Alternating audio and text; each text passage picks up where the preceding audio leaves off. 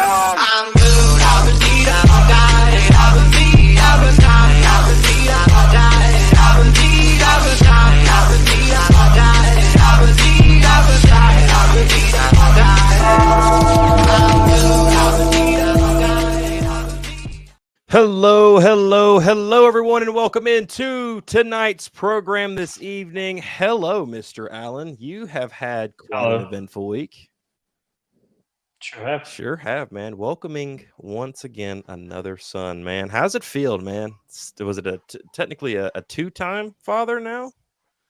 Three, might as well say. Gotta say three. Yeah, three. times. I mean, you might as well say three, but man, dude, that's cool, man. I'm happy for everything going good over there, brother. Yeah, everything's going great. That's good, man. We've missed you. We really have, but we're not bothering you too much. We know that time right there is really pivotal for you guys to spend some time together. But we're glad that you have some time this evening to be able to talk some UNC hoops, bro. And a few spare minutes in between duties. Yeah. Yeah. Dude, North Carolina, bro. Mm-hmm. This team is looking pretty legit. I'm not gonna lie. This team looks good. They look good. They're playing good defense. I like the throwback jersey you got on there today, man. My wife bought this for me for Christmas. Yeah.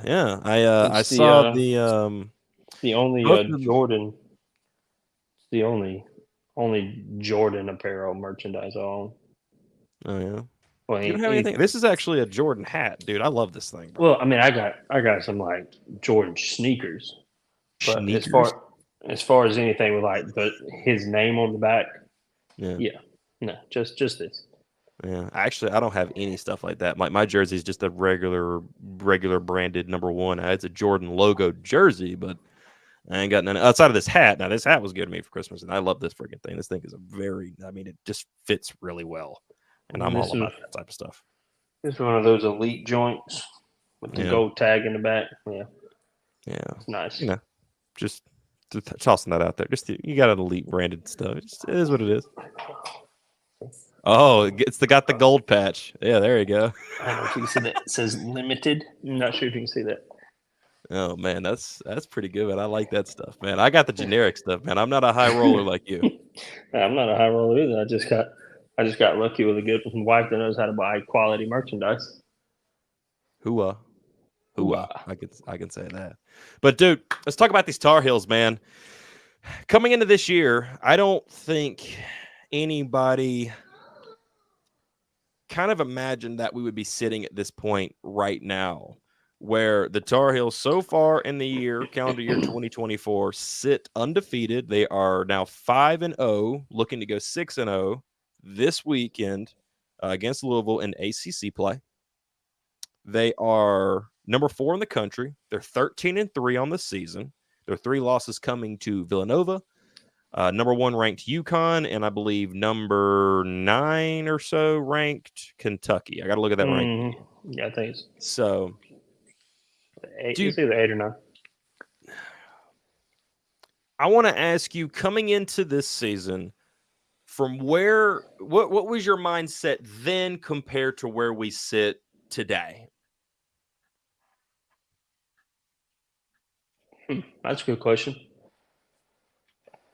Because I mean, I don't know. I really wasn't when basketball season started. I really wasn't focusing on basketball. That is true. I do remember us doing a video. It was the number 19th ranked. Do they deserve the number 19th spot? I believe is the name of the video. And you said that you're fully focused on football and you haven't even really taken a look at the basketball team to that point. But now that the season's here, what do you see? What do you like? I mean, what do you think now? They're playing pretty good defense. That's what I think. Yeah. So I mean, if you play good defense, I mean, you see the model that a Virginia type team has. You play solid lockdown defense, and you just try to. Then you hope you can score more than the other guy. With the squad that North Carolina, I mean, the way RJ Davis is shooting, if you're keeping teams in the in the mid to high 60s, I mean, you're gonna win those games pretty comfortably. All right. What do you think about the offense of this team, man? I think last year offense was a pretty big issue, to say the least. Now, a lot of it was just due to personnel on the floor, I believe it was. People not really matching up. Caleb Love, and we all know how Caleb Love had his tendencies of just kind of in what I call, in football terms, you have a gunslinger quarterback. A lot of times, Yeah. see that with a Matthew Stafford, a Josh Allen. You kind of see the same thing with Caleb Love, a guy that when he's hitting, by God, he's hitting like crazy. But when he's not, he's not. Yeah. Sometimes it can cost a team. How do you like the offense so far, since it's flowing a lot through RJ Davis? Armando Bacot really hasn't been the focal point of the team on offense, and I think it's honestly been a big upside to this team compared to last year. Your thoughts? I still believe we need another shooter. Definitely another shooter. You gotta have Cormac Ryan bring more offensively. Harrison Ingram's been in a little bit of a slump offensively. At the beginning of the year, you thought scoring 100 was going to be pretty easy. When RJ was scoring in the mid 20s, Harrison was giving you almost 20, and then but the bench has been coming in, putting the ball in the basket pretty effectively. But out of that starting five, you really need Harrison. You either really need Harrison or Cormac to really figure it out and be, you ain't got to bring another 20-point score to the thing, but you want one of those guys to at least give you 10 points every night. It'd be nice if Cormac was getting his 10 points from behind the arc to give Bacot a little more room to work in the post. Then just keep playing good defense. I think you're starting to see the evolution of Elliot Cadeau. He kind of should be a senior in high school, really, but I mean, I think you can see that those tough, top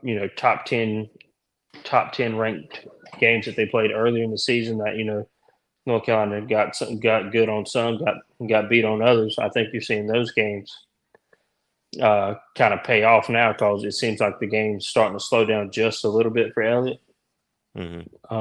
Because some of those passes he hit, he was dishing out against Syracuse. They were high level passes.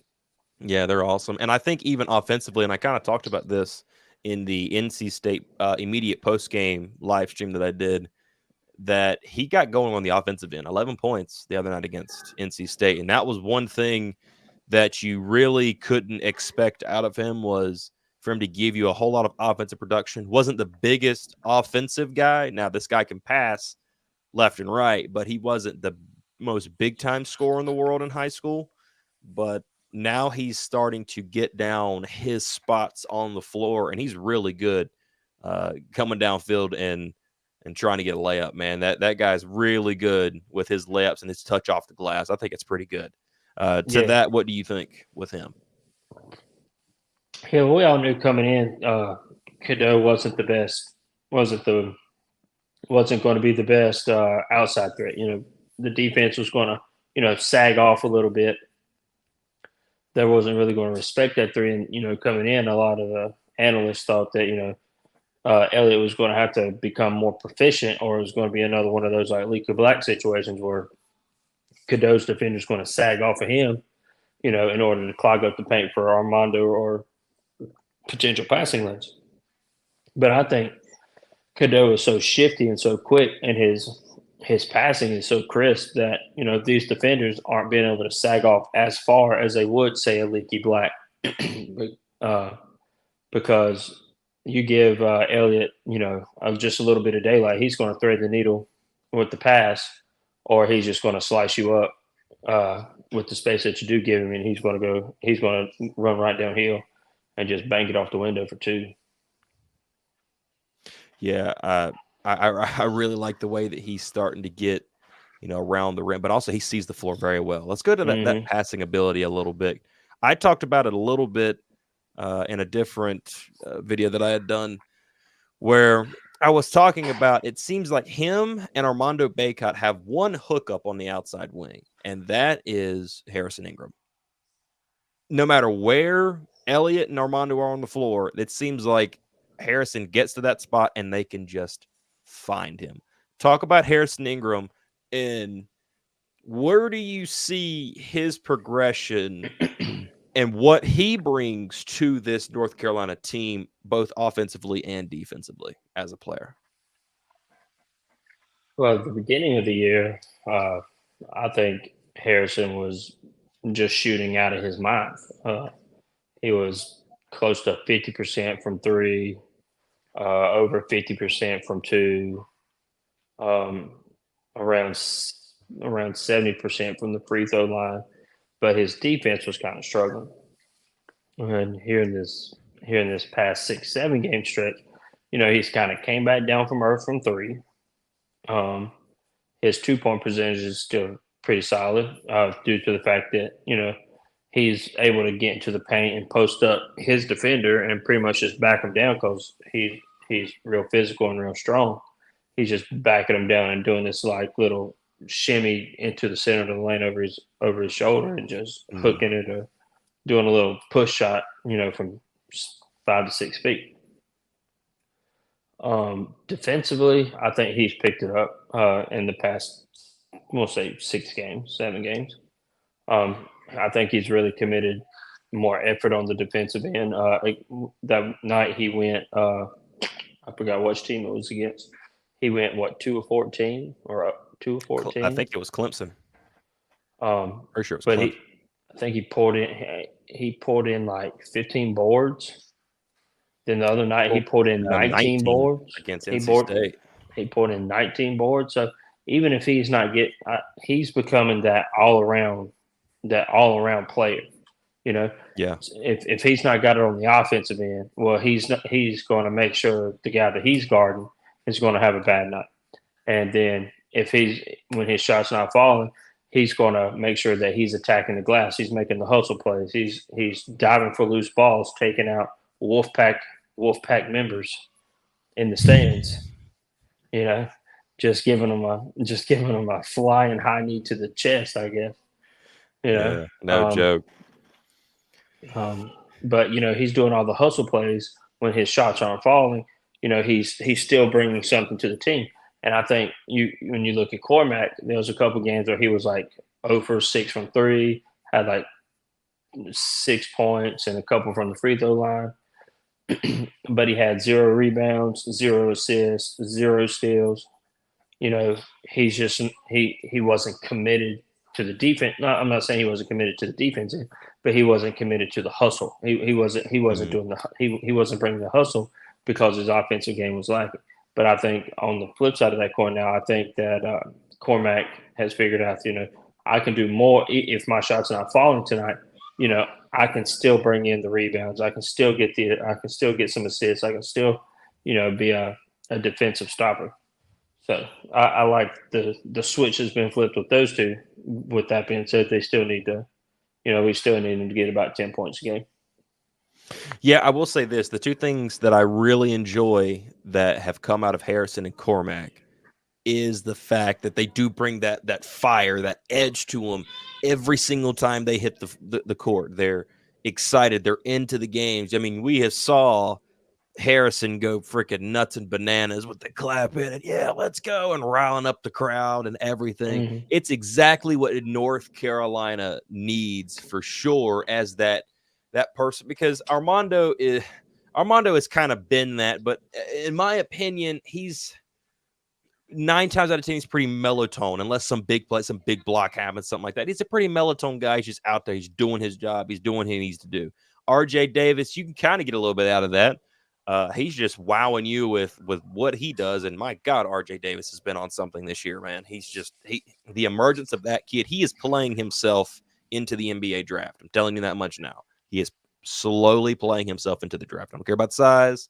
Somebody's going to give him a shot somewhere. That's just what that is. But with Withers, with Zayden High on the bench, I don't know if you've been watching it. I like Zayden. I think he's good. I think he is going to be a player that's going to be able to do what his job is required to do. Come in, give you some energy off the bench, give you some hustle. He's gonna foul pretty quickly. It just seems to be his thing. But sure enough, that's he's gonna do his thing. And Jalen Washington getting better. This is a team that's up. They're excited. They're chipper. Jalen Withers wants to dunk on everybody. So does Seth Trimble. Yeah, they just want to dunk. Wants to dunk on them. Yeah, he wants to dunk on everybody. And he's going to go up. Now, hopefully he doesn't do that enough to where he ends up getting hurt. I'm nervous about that. But I like the competitive edge. I like the fire. I like that grit, that tenacity, the energy is there. The crowd is starting to echo those sentiments, it seems. And we need that more than anything, too, especially once it comes down to tournament time. You're going to need that type of stuff. You need your fan base to mirror what your team is doing, and your team needs to egg them on, and this, that, and the fourth. I like that aspect. If nothing else, I love what they're doing. And I think it's starting to rattle some teams. And not only that, what I think is amazing, and I want to talk to you about this now, North Carolina's been doing majority of the stuff on the road. Yeah. On the road, no less. Neutral sites, true away games, very few home games this year so far. What can you say about North Carolina having the record that they have, the ACC record that they have, the wins, the position in the polls? What can you say about all of that since it's been majority on the road?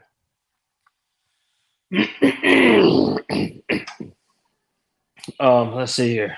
Got it out? Yeah, I got it out. I just make sure you was ready for this answer. Okay. I think the early season tough games against Villanova, Kentucky, UConn, Tennessee. You blew Tennessee out. Yes, you blew Oklahoma out, but they're still pretty. They're still good teams. I mean, therefore, Tennessee was ranked ahead of North Carolina for a while, even though North Carolina boat raced them in Chapel Hill. So I think all those games, helped build the chemistry. Let the team know that, hey, if we play the right way, we do what coach wants us to do, we make our shots, or if we don't make our shots, we clamp down on the defense, then we have enough talent on this team that we can beat and or hang with anybody in the country. UConn, I feel like we had our chances against UConn. We was down by 5 with 2 straight possessions, and both of our possessions came up empty. I think, we can hang with UConn. Do we beat UConn if we play them again? I'm not going to say that we do, but again, I like our chances. 9 out of 16 games so far have been on the road, by the way. Go ahead. So, we played the best of the best this year in college basketball. We wasn't ducking in this schedule. There wasn't no ducking. There wasn't no ducking the smoke, as the cool kids like to say. They didn't duck no smoke. No, they did not. They got all the smoke. And and 3. What I won't consider. I mean, Villanova. I think if we play Villanova again, we probably win that game. Probably because that that was real early in the season. We really don't know what we got in the pieces that we have. Another thing I'll say is that the rotation was not really built up yet, and I want to talk about that in a little bit as well. Go ahead. I think we win that game, but Kentucky and UConn. Those are coin flips. Kentucky was real hot from 3. UConn just real. They got legit footers on that team. Those are toss-ups, but maybe the ball bounce. If you play them in the tournament, maybe the ball bounces your way a couple of times instead of bouncing their way. But that really set up North Carolina for the ACC, just for the simple fact that they kind of been battle tested. They've been there. That when you walk into when you walk into Pittsburgh, you're kind of ready for the physicality. You're ready for that physical challenge because you played Villanova. I still think Villanova is probably one of the more physical games that we played all season. Yeah. So that you got that game to look back on and say, hey, we done it here. This should be this should be, we can do it here. You walk into Clemson and That's Little a physical John. game. That's another physical game. You just grind it out. Keep make your baskets when you can, get as many stops as you can, and then eventually your depth wears down on theirs, and you have more athletes, you have more talent on the roster, top to bottom, and eventually you pull away there.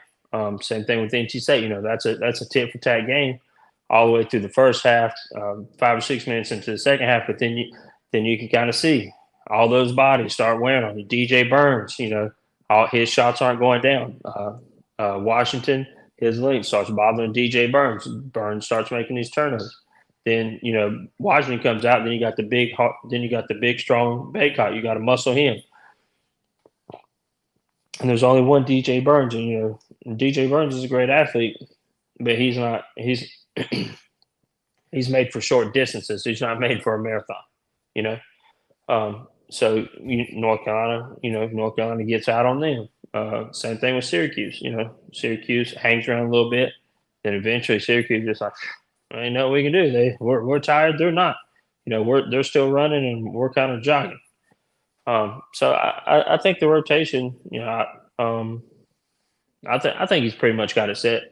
It's going to be Seth Trimble probably first off the bench unless Mondo gets a quick early foul. Then Washington's coming off, and I don't really mind Washington coming in for Baycott because I think Washington's been pretty productive when he's come off the bench. Yeah, he has been asked, whenever he's been asked to do, he's been able to provide it, in my opinion. I like the kid. I think he really took what happened, last year to heart and understanding like, okay, I was smaller. I needed to get bigger. I needed to get more healthy. I needed to get more confident in my shot and my ability to play the game that I, came in and was recruited to play, being kind of a more stretch five. And he's gotten to a point now where he's starting to do these things. And he definitely has gotten bigger. He's gotten stronger. He's gotten better with his defense. He's gotten better with his hands. And you're starting to see that stuff pay off. And he's rebounding. He's defending well. I'm really glad because North Carolina has been known to be a rebounding team. That's what they've always been known to do. And Carolina's starting to get back to that little by little, and it's good to see there. Ohio podcast. Thank you, man. I want to appreciate you all. I wonder how y'all are doing up there since the Natty happened. I wonder how that's going up there for them. Anyway, but let's talk a little bit about the differences between last year to this year, because we all remember what the conversation was last year this time, that North Carolina was a disgrace walking, that Hubert Davis needed to be on the hot seat, that they needed to blow up the team, and Baycott needed to leave, and RJ needed to leave or hit the portal, and Caleb needed to hit the portal, and the noise within the fan base was so loud that it did end up leading to a lot of people leaving this year. So tell me what you think, what do you think about the stuff last year and how they have taken all of that to heart, it seems, and they have come back this year? What do you think about the changes that were made throughout the offseason now? I'm a stand on business. How about that? I'm a stand on business. Business. And I said it all last year when we was talking about this before this podcast got started. The difference in 2 years ago's team and last year's team, it's one player. Yeah, it's Brady Manek. Mm-hmm. That team didn't have Brady Manek. if last year's team had Brady Manic, guess what? They're probably just as good. Which Wow. and let's not be crazy here. The team 2 years ago wasn't that great. They just got on a hot streak at the right time.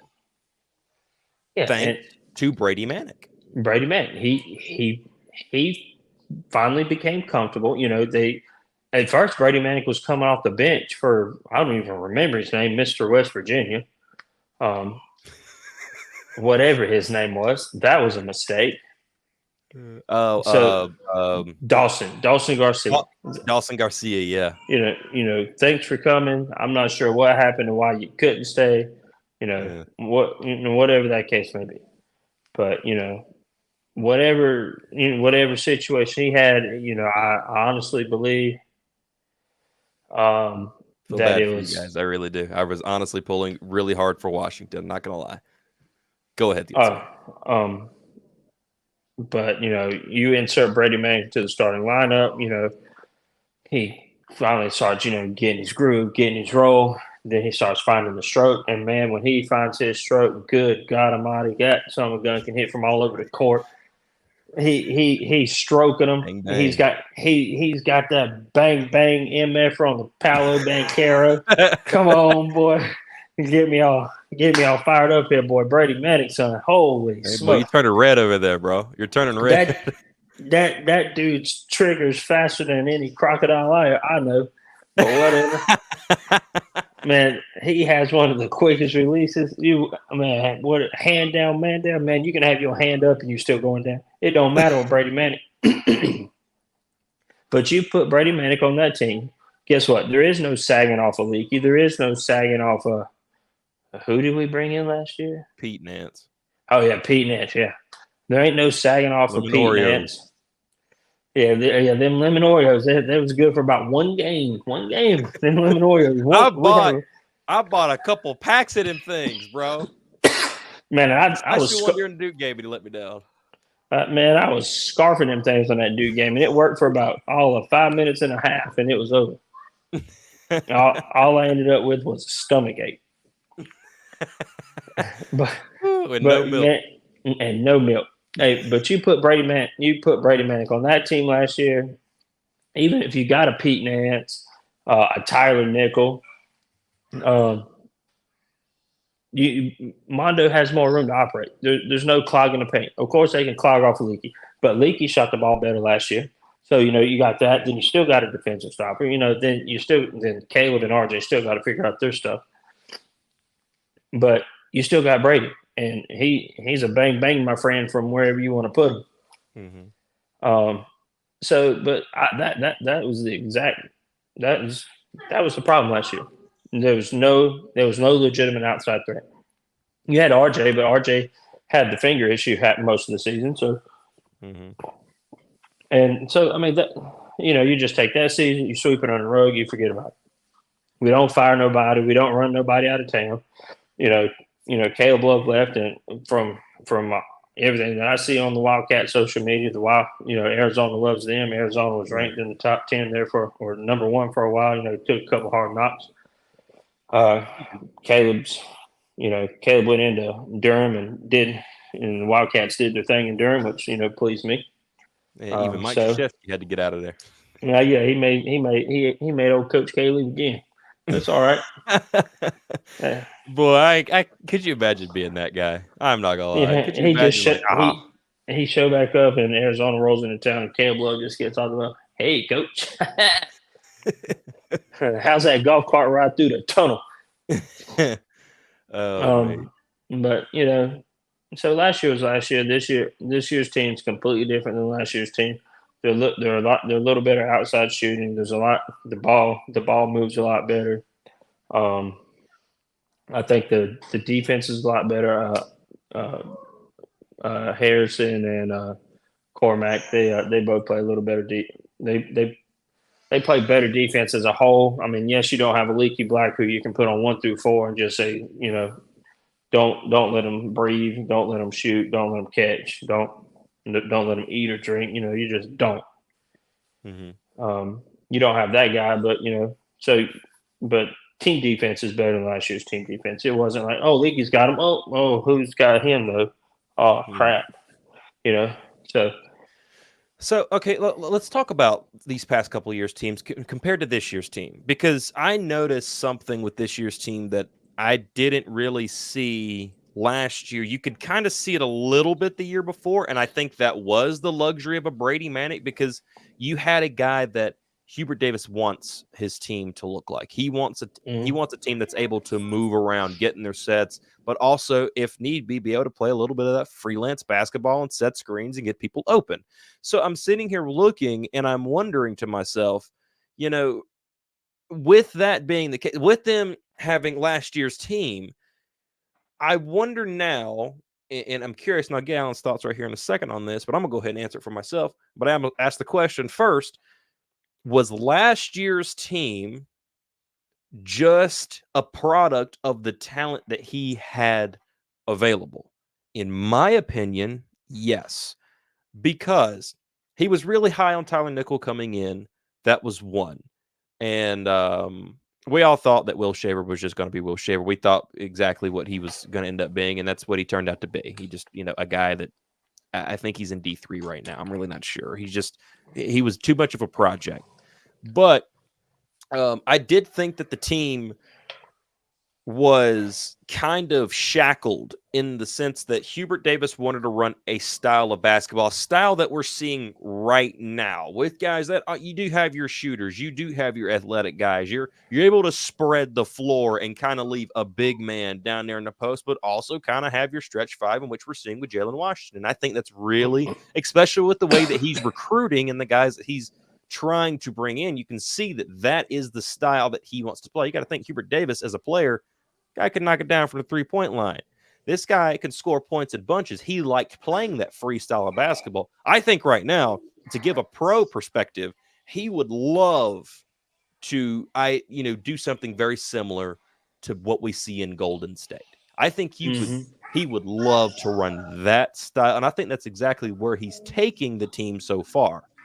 But, Alan, I'll ask you the same question. Do you believe last year's team and the product that we saw was him using the best of what he had available to him at the time as he was coming into his second year? Or was it he tried something and it failed?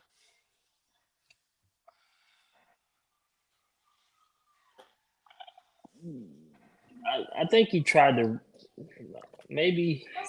repeat what he did his first season, but he didn't have Brady. Yeah. Okay. And Pete Nance had a good year shooting at Northwestern the year before, and I think maybe that kind of skewed the mindset. Like, oh, maybe I can do this. But Tyler Nichols went to Virginia Tech, and he seems to be blowing the doors off. I think he's averaging close to 20 points a game. So, Styles? What was his first name? Oh, Dontrez Styles. He's went down to Georgetown. He's playing solid. Mm-hmm. He's scoring the bucket pretty good. So I think there were pieces mired back on the bench that haven't been given the opportunity in the early part of the season to get games under their belt that maybe could have helped you towards season like the ACC season. Down the stretch. Right. You let them get out there and make those mistakes early, potentially learn from them. And then, when the games get harder, the bench gets shorter. I mean, you've seen it this year. The first 5 or 6 games of the season, he's rolling in Paxton, he's rolling in Withers, he's Washington, Trimble, Zayden. And then your normals: Mondo, Cormac, Cadeau, RJ, Harrison. But now, when the competition's gotten a little stiffer, starting with probably UConn, Oklahoma, from then on there, it's been kind of, the starting five, Seth. Then we'll see what Washington. happens. We'll see what happens. There was games Washington never got off the bench, and Withers got to play. Then Withers never got off the bench, and Washington got to play. But you really didn't see a lot of Paxton unless the game was kind of in a blowout mode. So, so he's using the bench, but I think it's a game by game basis. I don't think Withers is going to see minutes every. He might not see big minutes every game, because right now I think Withers is kind of that. He'll come in and he's either going to make some spectacular shots on some spectacular blocks and some spectacular dunks, or he's going to have some, turnovers and defensive mess ups and some just, a 3-pointer that barely grazes the rim. It's either, he's kind of hit or miss when he comes in his games. So, a little bit more consistency, and maybe you have that, 7/8 player rotation, later in the year. You have that many players later in the year. If we had 8 players 2 years ago instead of the Iron 5, maybe we win that game against Kansas. If we had those type of bodies to throw at Kansas, because we was up 15, 25, 25? Yeah, 15. 15. Yeah, if we was up 25, that'd have been really sad. We was up 15. I mean, it's still sad enough as it is. I mean, yeah, it's still sad. But that you got to have depth. It's you can't play 5 people for 20, 30, 20 plus, 30 plus games and not expect those 5 people on the 29th game to be like, wow, I'm not tired. Let's go play the 30th game. You can there's only so much recovery you can do. Eventually your legs are just going to be spaghetti noodles, and I think that's what happened in that second half of that national championship game. They blew them out in the first half, and then they came out in the second half, and their legs were just, the legs were just non-existent.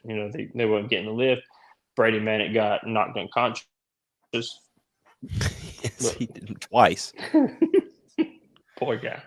Oh, I love that dude. That dude was amazing. I love Brady Manick. If I ever meet the guy, I'll shake his hand and get a picture and say thank you for everything that you did for the North Carolina Tar Heels that year. You're probably my favorite player. But I feel bad for him because he drug. I honestly believe he drugged that team. And behind the scenes in the locker room, I think he willed that team with hitting big shot after big shot after big shot. Hey, if you guys ain't going to do it, by God, this 3-point machine from Oklahoma, he can do it. Yeah. And you need a guy like that. And getting back to this year's team, I think Harrison Ingram is that guy. I ain't gonna lie, Seth Trimble has knocked down, especially in the game against who was that exactly? There was a game that he did this same exact thing. I'm actually trying to pull up the schedule here, but Seth Trimble's been knocking down some threes as of late, and it's kind of shocking to me because last year he was the new kid on the block. He was a guy that came in and you didn't really know what you had in him, and I mean he showed himself defensively like crazy. Once in the game against Oklahoma, that was one, but another one was the game against Pitt where he just pulled up, and you remember in the Oklahoma game he was hitting them corner threes. Those knocking down those corner threes and keeping us afloat, making sure that we were staying ahead, especially when they would start to go on a run. You need a basket. Trimble would be over there in the corner, just stop, pop, bang. Here we go. Yeah. He did the same thing against Pitt. That was a chippy game back and forth there for a while. And really much for the whole game it stayed that way. But there was some big shots hit by Trimble on the wing. And he actually just pulled up and shot it. And I was just shocked me and knocking him down. And it was surprising. But, what's good to me in this point is I believe that you can get that guy who can hit that shot. It seems to be floating to each player, to your RJ, to your Harrison. Cormac's had a couple of big ones. Seth Trimble's shown that he's had a couple of big ones. Who knows? Jalen can hit that three. Who knows if he talking about Withers here. What if he happens to be that guy? What if Jalen Washington happens to be that guy one game? Who knows? But that's what I think, Hubert is trying to usher in, and we're starting to see some glimpses of that this year with this team. Obviously not at the rate, I believe, that he wants, but definitely guys on the floor that at any point in time could potentially hit that shot when you need it from any spot on the floor at any point in time. Doesn't matter who the five are. And Yeah. I like it. Paxson Wojcik was knocking down some threes. One night, I think it was the game against either Clemson or Pitt as well. He was knocking down some threes and knocking down some key pivotal shots there. So I like it. I like this team, dude. I think we have a great team on our hands. But one thing I want to ask you before we get up out of here, because we've been live for about 43 minutes here. There are 5 games left in the month of January. I'll read those games off to you. Number 1, this weekend, or actually tomorrow, against Louisville at home. Then you're on the road, Boston College, at home against Wake, on the road, Florida State. We've already saw that game once. And on the road, Georgia Tech to end out the month of January. In those games, who do you think wins? Because does North Carolina lose a game or two in there, or are they undefeated in the month of January? So, to pre-answer this question, I've already said I believe they'll go undefeated in the month of January. So we're on the road at Florida State, on the road at Georgia Tech. You'd be 10-0 in the ACC if you do that. On the road at Boston College, home against Louisville and Wake. Home against Wake, Louisville, and yes. And then you're on the road, Boston College, Florida State, Georgia Tech. I still think that Florida State team, man, they're big, they're athletic, and they're long. And we saw what that did to North Carolina the first in the Dean Smith Center. If it wasn't for that was in the month of December, early December 2nd. And you might put a pin in that game, and be like, well, that's the game that kind of got North Carolina to where they are, because that kind of got. I mean, yeah, they had some losses. It was a prelude to what they were going to see. Yeah. So, I think they'll beat Louisville. This is the great game. This is the great thing about college basketball. The ACC is in shambles. Georgia Tech beat Duke already. Almost beat Duke. Almost did it again. Almost beat Duke again in Cameron. Louisville beat Miami, and Miami was supposed to be one of the better teams in the league, I think. Yep. So I mean, Miami beat Clemson. Virginia Tech beat Clemson. So I mean, the ACC is just a hot, stinking pile of mess. So the best thing North Carolina can do is win, and just keep on winning.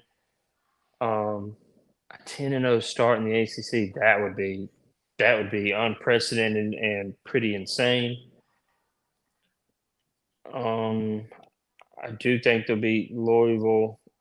I do think they'll beat Boston College. I do believe they'll beat Georgia Tech. Wake and Florida State.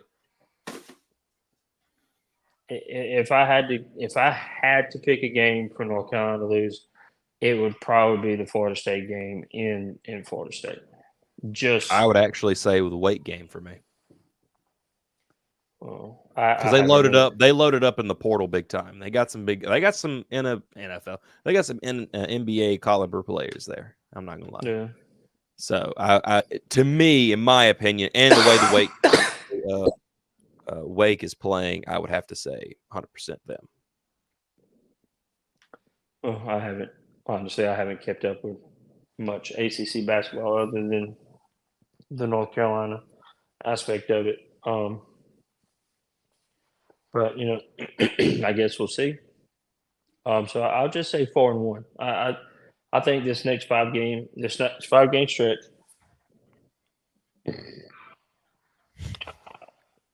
5-0 if you can be, 4-1 if you have to be, and anything less than that, you might be in trouble. not Ultimately, not where does this? not in trouble program wise. Just you're going to be in trouble when it comes to seeding for the NCAA tournament, just for the simple fact that the ACC is just in shambles. I can roll with that. So, last question here. You ready? Mm-hmm.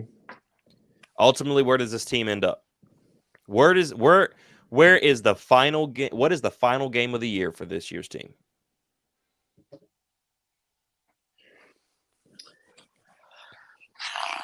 It's the NCAA tournament's all about matchups. You could be a 1 seed and get put into a bracket that you have the worst possible matchups, or you could be 2 years ago's North Carolina where you're an 8 seed and the matchups that you get are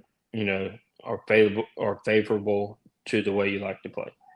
Yes, Baylor was a number 1 seed, but Baylor liked to play the same way Carolina played, and Carolina just played better than they did. UCLA, they like that up and down tight pace. North Carolina liked that up and down tight pace. It was a back and forth game.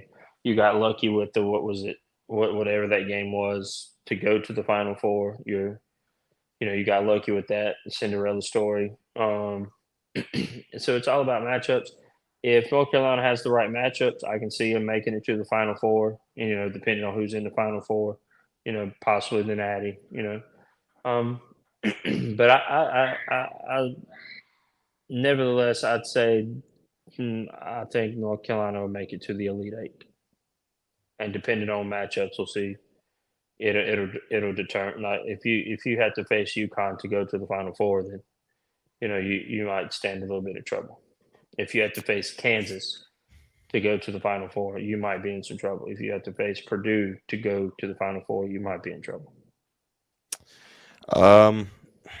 You'd rather those teams have to knock each other out, or right, one of those teams or two of those teams be in the Final Four, and you hopefully you don't have to play like Kansas to go to the championship, then Purdue's in the championship, because that's going to be tough. You're going to want to hope that Kansas and Purdue, or UConn and Purdue, or UConn and Kansas are on the same side. I'll be real with you. I don't believe in Purdue one bit. I think they're a team kind of like the Cowboys. They play great in the regular season, but let them get in the tournament. What was it? Number 1 seed, knocked out number 1 last year. I mean, first game, round of 64. So I don't know. College basketball is amazing, is all that good stuff. Huh? Purdue wasn't a 1 seed and got knocked out in the first round. Only team that's ever done that's Virginia. There was another one, bro. Another 1 seed got knocked out last year, bro. Because I remember me and Tori did our brackets live on the show here, and sure? I'll look it up. Google that. They were either number 1 or number 2. It's going to be one of the two. I can believe maybe the number 2. That's I can see number 2, but not. I'm pretty sure Virginia's the only 1 seed that has been knocked out by the 15. Hold on a second. We'll look this up live on the air, because why not? It's our show. It's amazing stuff. I'm honestly, but I'll answer the question while I do this.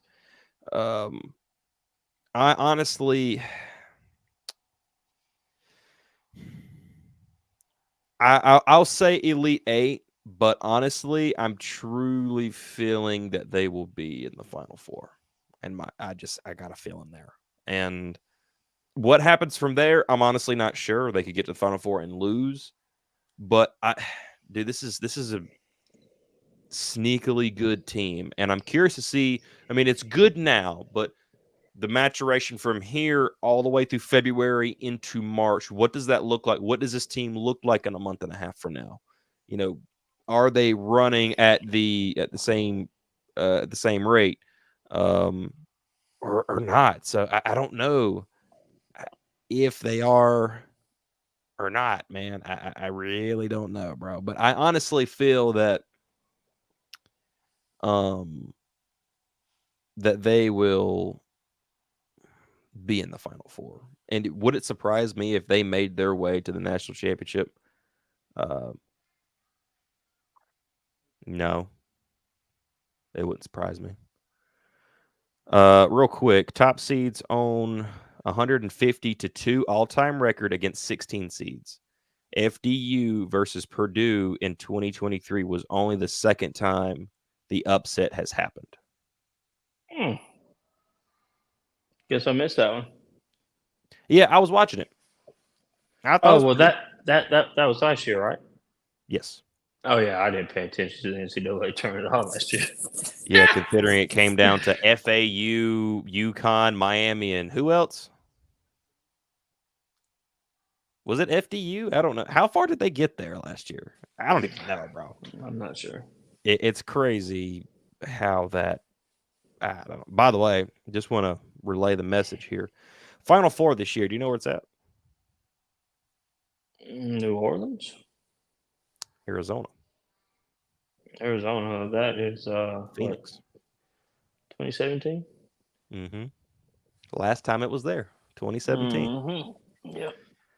I Guess wonder we'll what I see. was doing that night. I was sitting on the edge of my bed. I was too. I'm not gonna lie. I was watching with you. Was you? I thought Ashley was Yeah. watching it with me. No, it was me and because I was watching because Gonzaga because I really like that Nigel Williams-Goss kid for Gonzaga. I thought he was a good player. Turns out he got drafted by the Utah Jazz, but never did anything, unfortunately. But yeah, it was cool though. Anyway, Mm-hmm. San Diego State, that was the other team. Yeah, San Diego State. So great top tier matchups there. UConn know what? just waltzed into the national championship. Oh, dude, and boat raced them. Just boat Mhm. raced them. It was UConn's year, man.